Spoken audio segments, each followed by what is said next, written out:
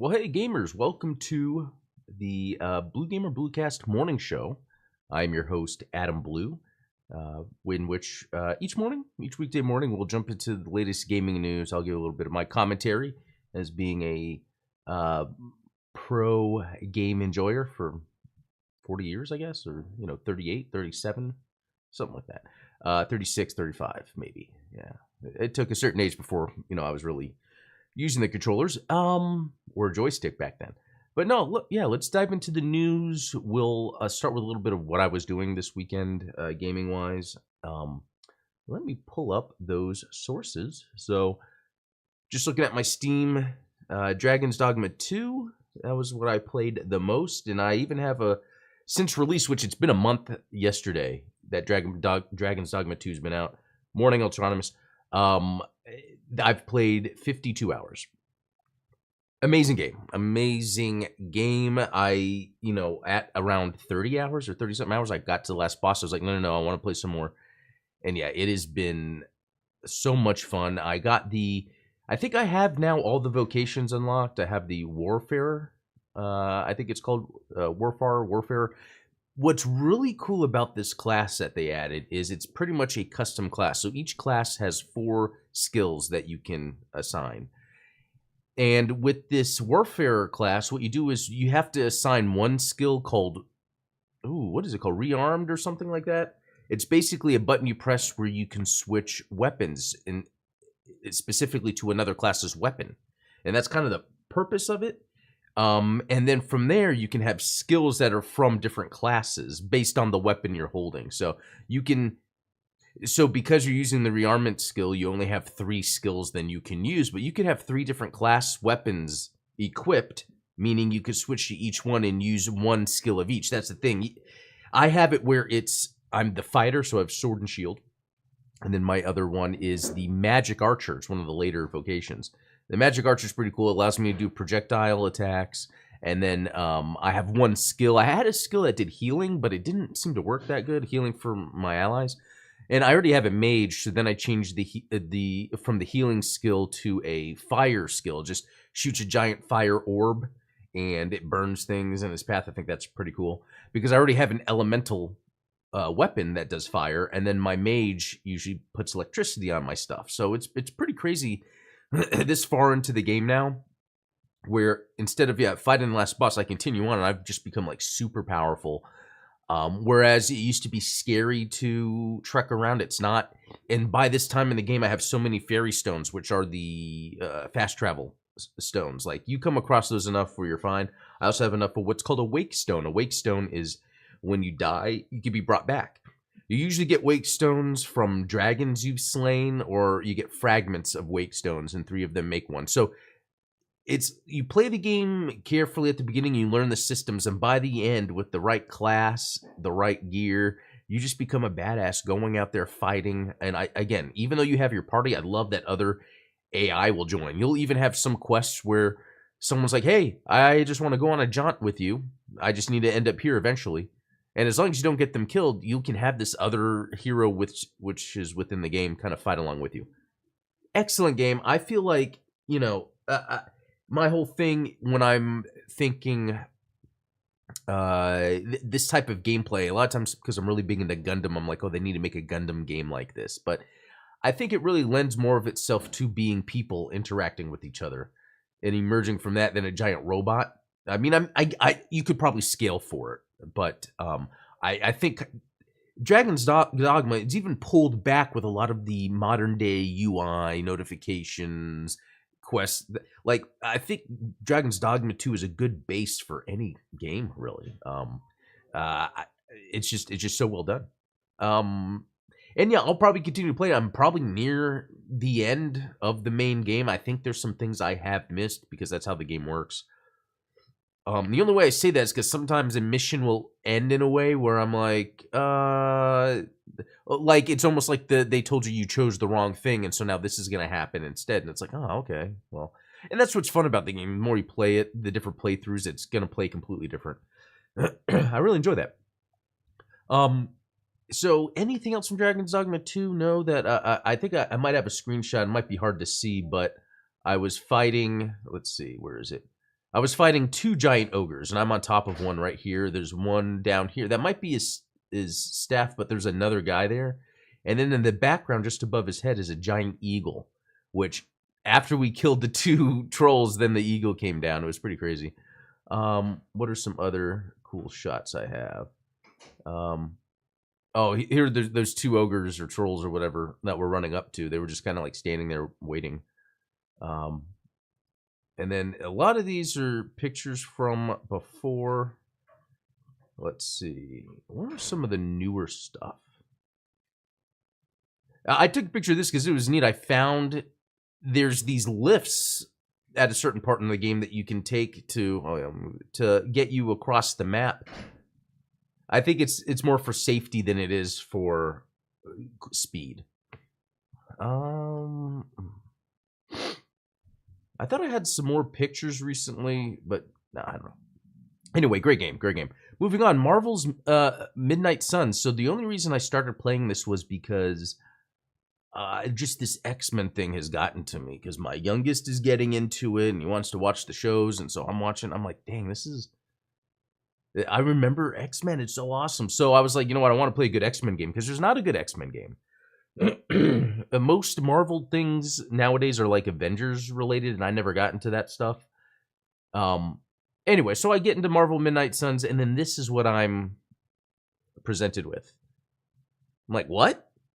I'm running around in like a medieval dude, and then I open my map, and I'm like, wait a minute. Am I playing Dragon's Dogma 2? No. So now I can see why this game didn't do well. Those that actually played through it liked it, and I'm sure it actually is good, but why, when I want to play a Marvel game, why am I presented with this kind of non-Marvel-y stuff? You know, and sure, it might still be good, but I am just correlating this game doing poorly versus what I am seeing when I launch the game and what I was expecting to do. I just wanted to get into straight up some Marvel action, specifically some X-Men. Blade is a favorite of mine, so sure, Blade, but when this is what I'm presented with in a Marvel game, I'm like, I'll come back later. So I never ended up playing it.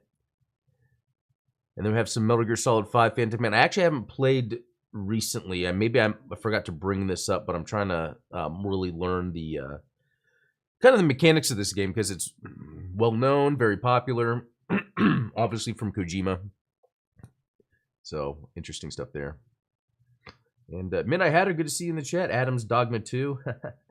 I'll try to miss. I've not heard anything good about Midnight Suns thus far. Yeah, that's what's very interesting. It's I think there's an idea there, because like the opening combat scene was kind of fun with the cards. It reminded me of Infinite Wealth, like a dragon. It's like the same system, which I think is fun. So if more games do that, that's cool. Except Infinite Wealth added a real-time element to it, which is pretty neat. But anyway, if I could just get into the core combat, the gameplay mechanics of that Midnight Suns, that'd be great. But that open world medieval thing, like what?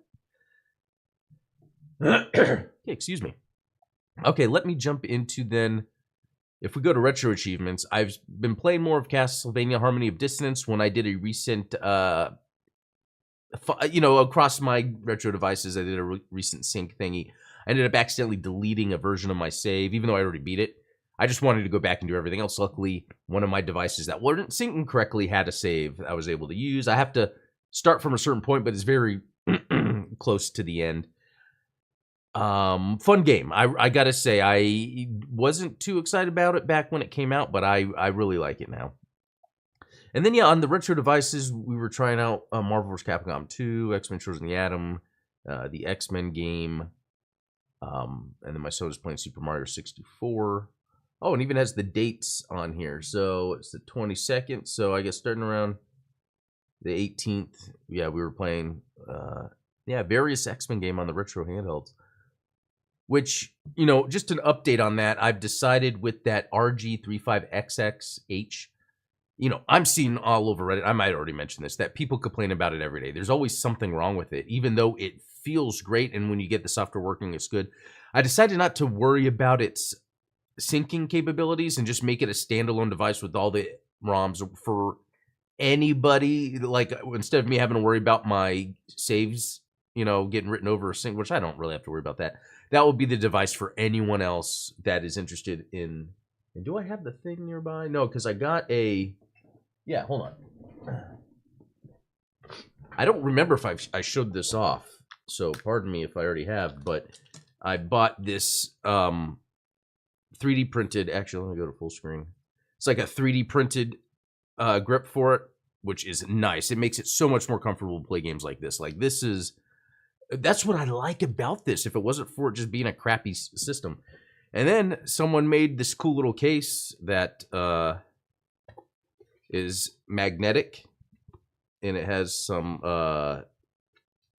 safety things here, I guess, to kind of stop it from maybe scratching at the top. But yeah, it's such a nice setup. It needs better firmware. It needs a better OS. And there's all this custom firmware. It's all crappy. But this thing is so popular, I bet someone's going to get a custom firmware that's working correctly. Because what makes this hard to use is the second SD card. You never know what's going to happen. And the network goes out a lot. Okay. Let's, I think that might actually be it for the gaming stuff I got into this weekend. Because like I said, it wasn't too crazy. It was mainly like Dragon's Dogma 2, which I'm totally enjoying. And just little retro games here and there with my son. But that's about it. Oh, that's not about it. I totally forgot. So Stellar Blade. I had made a comment last week that I wanted to play more Stellar Blade, like that demo, so that I could, be prepared for when the game releases. Because that's this week. If I'm not mistaken, this week. Yeah. So it was interesting. I wanted to play, but my wife was watching the TV that the PS5 is hooked up to. So, because I already have a solution for that, I actually used, and let me grab it, my Android device. Oh, it's on. And it has, so this controller pad has a thing where if you hold down the start and select for 2 seconds, you can change its game mode. So I was able to change the controller to the PlayStation mode, pretty much. So then when I log into the PS Play Remote app, it works seamlessly. And it ran so good. Maybe it's because I haven't done the PS Remote Play in a couple months, or because I'm doing PS Remote Play on an Android, which I've never done. But I played Stellar Blade on this. It was 1-to-1, flawless. Graphics looked flawless. I was shocked. I was like, either they fixed something, or because I used to have to use Chiaki, which is a third-party app that was able to do the remote play better, but this did. I was playing Stellar Blade. I didn't get too far in Stellar Blade, and I'm actually appreciating it, because when I was just kind of in the demo, just messing around last night, and I went to enemies and they killed me multiple times, I'm like, okay, so this game will require me to kind of learn a combat system. I mean, I guess at that part of the demo, because before that it was pretty easy. Anyway, curious, let me know what you guys are gonna do if you're gonna play Stellar Blade, because that's, and this is an exclusive. I feel like it's worth playing. It seems like the combat's going to be fun. I just hope it is. I hope it is. Let's see. Let's look at the chat real quick. I bet you and I could build a custom retro handle that doesn't suck. Oh man, I've been thinking about that. Like, there's so many little things that can be done. And then Tiny Circuits makes Bluetooth Wi-Fi shields that are great. Oh, interesting. I'm going to have to look into that, because I want to figure it out. I want to figure out why sometimes these things just don't work. But then there's so many different handhelds to choose from. But yeah, again, not one is perfect yet. Okay, let's move to some news. Embracer Group splitting into 3 separate companies. Well, this is interesting. So Embracer Group, I've always had a little bit of respect for them due to, I guess, kind of that previous wave that happened quite a while ago now, maybe 10 years, of those kind of AA kind of publishers, not really being able to hold their own. Embracer grabbed a whole bunch of them. And they were just talking about recently how they weren't able to sustain that, didn't realize how the market has changed to sustain all those AA developers. So now they're going to split into 3 companies, which is pretty interesting. The companies will include Asmodee Group, Coffee Stain and Friends, and Middle Earth Enterprises and Friends. The latter 2 names might be temporary, since Embracer mentions their official name will be decided at a later stage, but for now they do hint at Embracer's larger priorities. Asmodee will continue its work on tabletop. Coffee Stain and Friends will concentrate on PC, console, and mobile games operating under premium and free-to-play segments. Among others, Goat Simulator developer Coffee Stain and South Park Snow Day publisher THQ Nordic will fall within premium. Okay. Okay, so they're just saying under the Coffee and Stains, there's premium and free-to-play. Okay, that's kind of a smart way to go about it. It's almost like don't put all your eggs in one basket when it comes to the gaming market. Diversify. That's exactly what they're doing. So that's pretty smart, actually. One thing could stick, one thing might not. And they operate at, I would say, and I don't know if it's true, but I think it's true, more AA budget than AAA. And so I think that combined with this approach to diversify might be good for Embracer because they have a lot of good legacy developers. Yeah, this split follows a massive series of changes at Embracer, which faced serious fan backlash over its extensive layoffs. For example, Embracer canceled a Deus Ex game and laid off staff at Eidos Montreal. That team will now fall under Middle-earth Enterprises and Friends. I mean, it might be great for some of those to be like, oh, we're now going to be working on Lord of the Rings games. And I'm sure like the focus would be making them, pretty good quality. Not necessarily production, but just good game. I think that's what AA has to focus on. There's that. Let's see. Better than laying off hundreds of people, I guess, yeah. Side note, I'm seeing a lot of targeting X-Men product ads, Adam. Yeah. That's what's going on nowadays. Disney knows what they're doing. They're targeting people at my age that love that stuff while we have kids. Oh my gosh. All right. Next, multiple insiders claim Sonic Frontiers 2 is in development. I would no doubt that. In fact, I think they even said after the first one they would refine it with the second one. So here's the thing with Sonic Frontiers. I never beat it. I thought it was just okay. I feel like they took a lot of ideas that were already being done around the gaming sphere, slapping them together, but just kind of being basic with it. It took, Breath of the Wild elements, the open world elements, but it did more of the Sniper Elite 5 approach, where there are these open zones that are separate that you tackle. But each one has mainly obstacle courses. So then we get into like Roblox, Fortnite / what's that? Something Guys, Fall Guys style gameplay, which is still targeting that younger audience because most of the gameplay in Sonic Frontiers are obstacle courses. Even though there's bosses and there's enemies to fight, you're just going around and there's light exploring, but it's obstacle courses. And I think they're almost there, but they messed that part up. And so I never beat it. As much as I like Sonic, that just... So yeah, I hope this next one, they figure out something to make it feel like... I don't know. I feel like they have to... Sonic doesn't necessarily need AAA production gameplay mechanics. I feel like they should focus on AAA production quality because I think you can really easily get the base essence of Sonic gameplay down. I mean, say that. Sonic Superstars wasn't bad except for the bosses. Sonic Adventure 1 and 2 are good. But they need to make it where you start this game and it's like high production. This is a Sega Sonic game. And I've talked about it before when I was comparing the graphics of Sonic Superstars to Mario Wonder, how Sonic Superstars just looked like crap. Mario Wonder looked like you would expect a modern Mario game to look. They need to do that with Sega and Sonic. They do. Hopefully they do. Okay, Silent Hill 2 Remake may be changing its protagonist's face following fan feedback. It's very interesting. A newly uploaded image shows James with a younger looking face. So is that interesting that it was decided to depict a James who has had to suffer through more in his life as an adult, and that making him older would also let fans of the original who are now 20 years older than they were relate to him better. Interesting.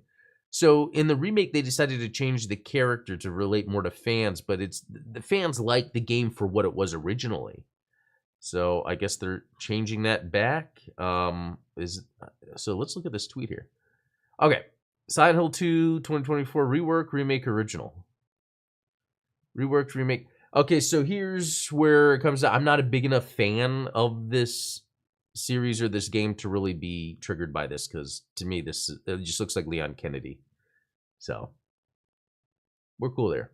All right, let's see.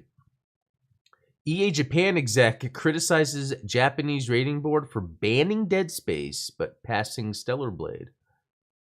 Interesting. Really? So Dead Space got banned in Japan? Really?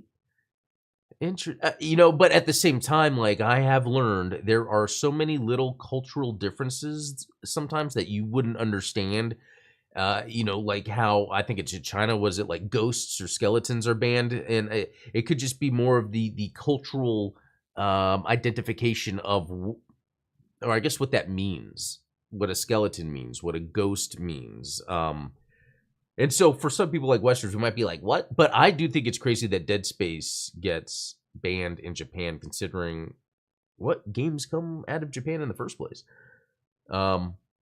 Fascinating. I think that stinks. That I don't like games getting banned in general, and then it didn't do as well. Also, Dead Space, so they're not doing the sequel or the remake sequel. Man, that is very interesting. I'd like to dig more into that. Oh, Saucy Nuggets again. Okay, let's see. Planet Play's new initiative helps studios earn more revenue while fighting climate change. I don't know if that sounds interesting. Let's go to the chat real quick. Ultronymous, it's the year of Shadow, so maybe Shadow Frontiers. Oh, yeah, we're getting Shadow and Generations. They're re-releasing that. Yeah, violence is judged far more harshly in Japan, I believe.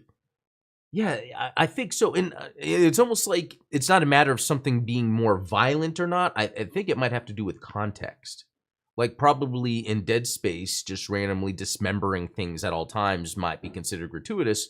Whereas maybe a Kojima game, the violence that happens there is done through the lens of an auteur, his art style, what he's trying to say with his games. I don't know. I don't know. Okay, let's see. Take-Two wins lawsuit against tattoo artist? Huh. Take-Two has won its lawsuit against tattoo artist Jimmy Hayden, who claimed that the reproduction of his work on basketball player LeBron James and the NBA constitute copyright infringement. Wow. That's interesting. I can almost see that, but I feel like if you are then inking someone else's skin, then that person owns it. I would hate to have something done to me and then part of my body's owned by someone else. I guess that's kind of maybe what but I'm not going to dive. That's not my favorite type of gaming news, but yeah. Inside Rare's new solar-powered Barn X. So that's cool. If you watch any documentaries about Rare behind the scenes, they always talk about their barns that they worked out of. I don't know if that's just a thing in England where the developers call their little studios barns or something, but it's really cool to see that Rare is still ramping up. Like, they're with Xbox. And I think for the past 20 years, we kind of learned that something happened with Rare that changed. And I don't know if you necessarily blame Xbox or it could just be the way the game industry changed. But I'm just hoping to still see some cool stuff come out of Rare, especially now that Xbox is really trying to make sure that their studios are coming out with quality stuff. 7 Days to Die, early access ending after 10 years. That's insane. A game in early access. But this game's popular. I know people that play a crap ton of this game. So, good for them. Sony in early talks to release Helldivers 2 on Xbox, it's claimed. What? Okay, well, I know what my title is going to be on this. Let's take a look at this. Helldivers 2 has been on the market for more than 2 months, and in that time, it has enjoyed a stable and consistent player count. There's a dedicated and thriving community at the heart of this ambitious live service game, and that's despite the title not appearing on Xbox platforms, only on PC and PlayStation 5. That might be set to change, though. On the most recent episode of the Xbox Era podcast, it was suggested during the Rumor Mill segment that talks are underway to bring Helldivers 2 to the Xbox Series XS platform. A live service game, Helldivers 2 is nothing without its players. What better chance to expand the... Yeah, I agree. If this game is on Xbox, I haven't played it maybe since Dragon's Dogma 2, or maybe I played once or twice. I love the game. I think it would be great to be on Xbox, to get more people to play it, make it a thing. Make this not based on platform, but based on like, hey, during beginning of 2024, gamers were totally into Helldivers 2. Do you guys remember that? And I think that would be awesome. Yeah. And it would further drive in this idea. It doesn't matter if you're Sony or Microsoft, maybe if you're Nintendo, but you can have your games on other platforms be more successful, more people will play, you can make more money, make more games. That's all what we want. Let's see. That's a great title, though, actually. I'm just going to open this in the next window to remember. That's going to be the title of this live.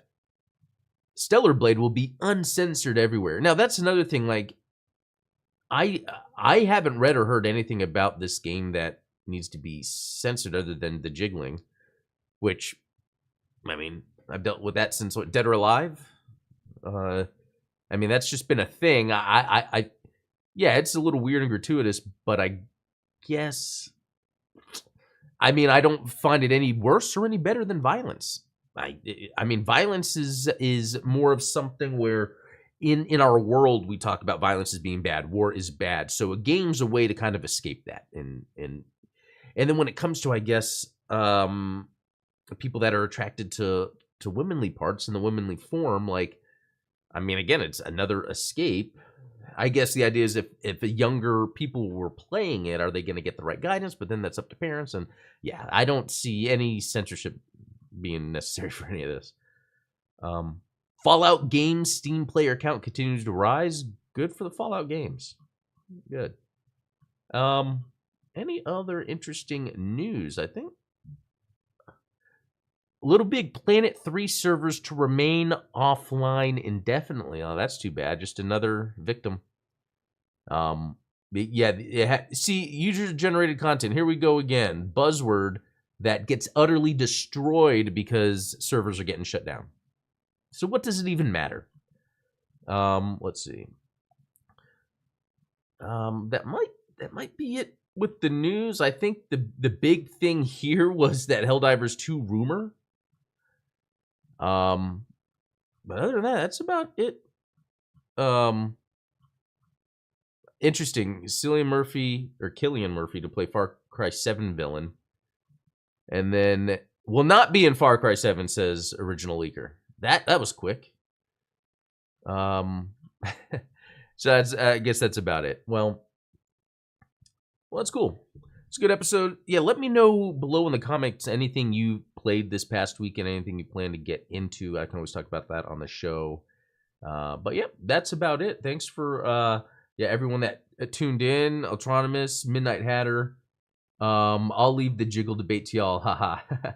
R.I.P. Little Big Planet 3, though. I didn't know it was alive at all still. Yeah. And then from Steven, I think decentralization is still the next big thing that needs to happen in games. Yeah. Let fans host their own servers and stuff. Yeah. Yeah, thanks, guys. Thanks a lot. Yeah, that's a good idea about fans hosting servers. We'll have to talk about that more. But until tomorrow, have a good time. We'll see you.